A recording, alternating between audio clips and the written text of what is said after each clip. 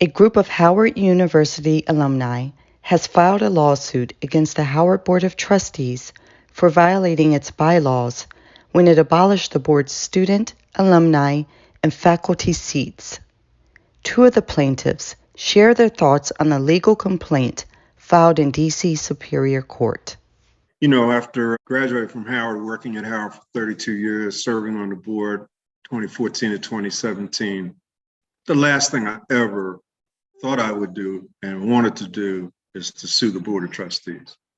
I love Howard University, but when a board ignores its own bylaws and is only accountable to themselves and then moves to abolish the only independent voices and votes on the board, then somebody has to step into the breach. And I'm really sad that this legal action has had to be taken.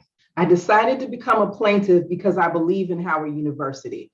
Howard University is a great university and the foundation is democracy. If you look at some of our iconic alumni like Toni Morrison, Kwame Ture, and Thurgood Marshall, and even Chadwick Boseman, their whole fight in Ford was about democracy and the cause of justice for Black people. So we absolutely must have democracy. We must have the votes and voices of all of the stakeholders. That's faculty, students, and alumni. It is a moral imperative.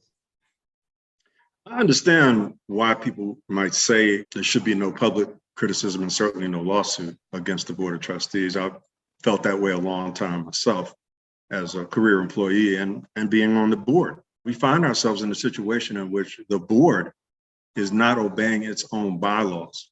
I pleaded with members of the board off the record to reconsider this action because the way that it was done and the actual action itself of abolishing student, faculty, and alumni representation on the Board of Trustees is unwise.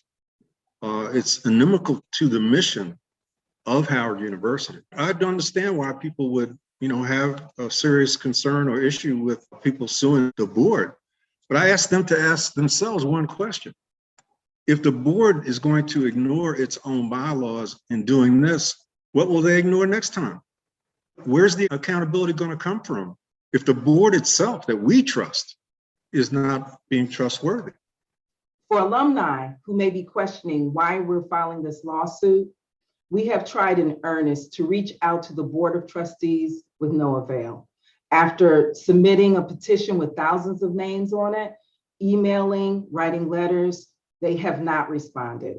So we must talk about this. We must deal with restoring the voices of the key stakeholders back onto the Board of Trustees.